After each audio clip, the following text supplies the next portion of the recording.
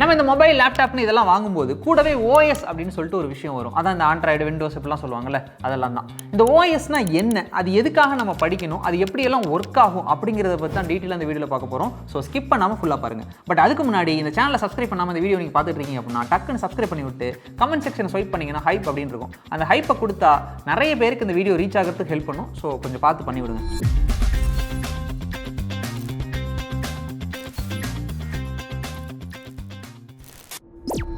இந்த ஓஎஸ் அப்படிங்கிறது எப்படி ஒர்க் ஆகுது அப்படிங்கிறத நம்ம ஸ்டேட்டை வச்சு நம்மளால் ஈஸியாக புரிஞ்சுக்க முடியும். இப்போ தமிழ்நாடுன்னு ஒரு ஸ்டேட் இருக்குது. இந்த தமிழ்நாடு ஸ்டேட்டுக்குள்ளே நிறைய ஊர் இருக்குது. அந்த ஊரில் நிறைய மக்கள் இருக்காங்க. இந்த ஸ்டேட்டு கம்ப்ளீட்டாக க்ரோ ஆகணும் அப்படின்னா அந்த ஊரில் இருக்க மக்கள்லாம் என்ன பண்ணணும், என்ன பண்ணக்கூடாது அப்படிங்கிறத சொல்லி நல்வழிப்படுத்தவும், அந்த ஊருக்கு என்ன தேவை இருக்குன்னு பார்த்து அந்த தேவைகளை பூர்த்தி பண்ணுறதுக்கும் ஒருத்தர் தேவை.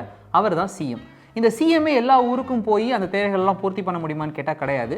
அதனால் அந்த சிஎம்க்கு கீழே நிறைய எம்எல்ஏ இருப்பாங்க. ஸோ சிஎம் அப்படிங்கிறவர் நிறைய நலத்திட்டங்களை கொண்டு வருவார். அந்த நலத்திட்டங்கள் எல்லாத்தையுமே எம்எல்ஏ கொண்டு போய் அவங்களோட தொகுதியில் சேர்ப்பாங்க. இந்த தமிழ்நாடு ஸ்டேட்டை அப்படியே ஒரு கம்ப்யூட்டராக கன்சிடர் பண்ணிக்கோங்க. எப்படி ஒரு தமிழ்நாடு ஸ்டேட்டுக்குள்ளே நிறைய ஊரும் மக்களும் இருந்தாங்களோ அதே மாதிரி ஒரு கம்ப்யூட்டருக்குள்ளே நிறைய எலக்ட்ரானிக் காம்போனன்ட்ஸும் ஹார்ட்வேர்ஸும் இருக்கும். இந்த எலக்ட்ரானிக் காம்போனன்ட்ஸும் ஹார்ட்வேர்ஸுக்கும் என்னெல்லாம் ஒர்க்கை கொடுக்கணும், அது எப்படியெல்லாம் அது பண்ணணும் அப்படிங்கிறத சொல்கிறதுக்கும், அண்ட் அதுக்காக அவங்களுக்கு எவ்வளோ கரண்ட் தேவைப்படும் அப்படிங்கிற டிசைட் பண்றதுக்கும் இந்த இடத்துல ஒரு சிஎம் தேவை. அந்த சிஎம்மோட பேர் தான் ஓஎஸ், அதாவது operating system R operating software அப்படின்னு சொல்லுவாங்க. ஒரு சிஎம்க்கு நிறைய ஒர்க் இருக்கும். அதனால அவருக்கு கீழே எம்எல்ஏ அப்படிங்கிறவரை வச்சு அந்த பீப்புள்ஸ்க்கு தேவையான எல்லாத்தையும் பண்ணிக்கிட்டு இருப்பாங்க. இப்போ அதே மாதிரி நம்ம கம்ப்யூட்டரில் இருக்க ஓஎஸ்க்கும் நிறைய ஒர்க் இருக்கும். ஸோ அந்த ஓஎஸ்க்கு கீழே ஒரு எம்எல்ஏ தேவைப்படுவாங்க. அந்த எம்எல்ஏவோட பேர் தான் கர்னல் அப்படின்னு சொல்லுவாங்க. இந்த கர்னல் தான் என்ன பண்ணுவாங்கன்னா கம்ப்யூட்டரில் இருக்க எலக்ட்ரானிக் காம்போனன்ட்ஸ் அண்ட் ஹார்ட்வேர் இவங்க எல்லாரையும் அப்ரோச் பண்ணி அவங்களுக்கு என்ன நீட் இருக்குது அப்படிங்கிறத புரிஞ்சுக்கிட்டு அவங்களுக்கு தேவையான எலக்ட்ரிசிட்டி அண்ட் இன்ஸ்ட்ரக்ஷன்ஸ் எல்லாத்தையும் கொடுத்து இந்த கம்ப்யூட்டரை ஒர்க் பண்ண வைப்பாங்க. கோடிங்கே இல்லாமல் ஒரு ஏஐ அசிஸ்டன்ட் பில்ட் பண்ணணுமா?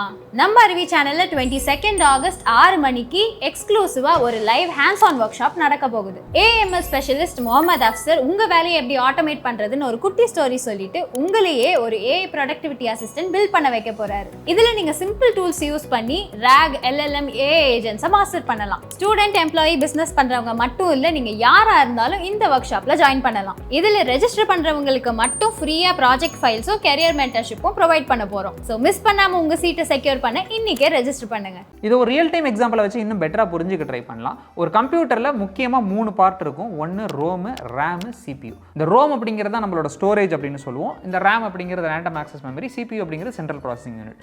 நம்மளோட OS அப்படிங்கிறவங்க எப்போதுமே இந்த ரோம்குள்ள தான் இருப்பாங்க.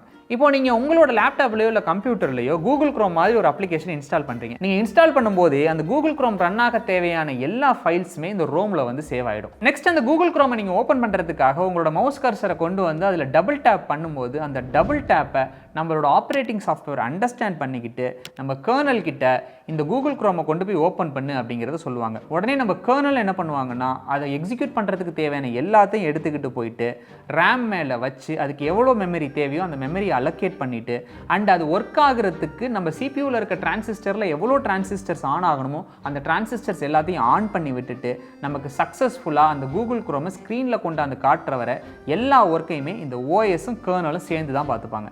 நெக்ஸ்ட் அந்த கூகுள் குரோமில் உங்களோட கீபோர்ட் மவுஸை யூஸ் பண்ணி ஏதாவது இன்புட் கொடுக்க ட்ரை பண்ணாலும் அந்த இன்புட்டும் கர்னல் வழியாக தான் கூகுள் குரோமை ரீச் பண்ணும். அது மட்டும் இல்லாமல் அங்கிருந்து நீங்கள் ஏதாவது ஒரு வெப்சைட் ஓப்பன் பண்ண ட்ரை பண்ணாலும் அந்த வெப்சைட்டுக்கு தேவையான இன்ஃபர்மேஷன்ஸும் கர்னல் வழியாக தான் நெட்வொர்க் டிரைவர்ஸை ரீச் பண்ணும். நெட்வொர்க் டிரைவர்ஸ் வழியாக தான் இன்டர்நெட்டை ரீச் பண்ணும். என்ன ப்ரோ ஓஎஸை பற்றி சொல்லித்தர போகிறேன்னு சொல்லிட்டு கர்னலுக்கு முட்டு கொடுத்துக்கிட்டு இருக்க அப்படின்னு உங்களுக்கு தோணும். ஆனால் இந்த கர்னல் அப்படிங்கிறவன் தான் நம்ம ஓஎஸோட ஹார்ட்டே.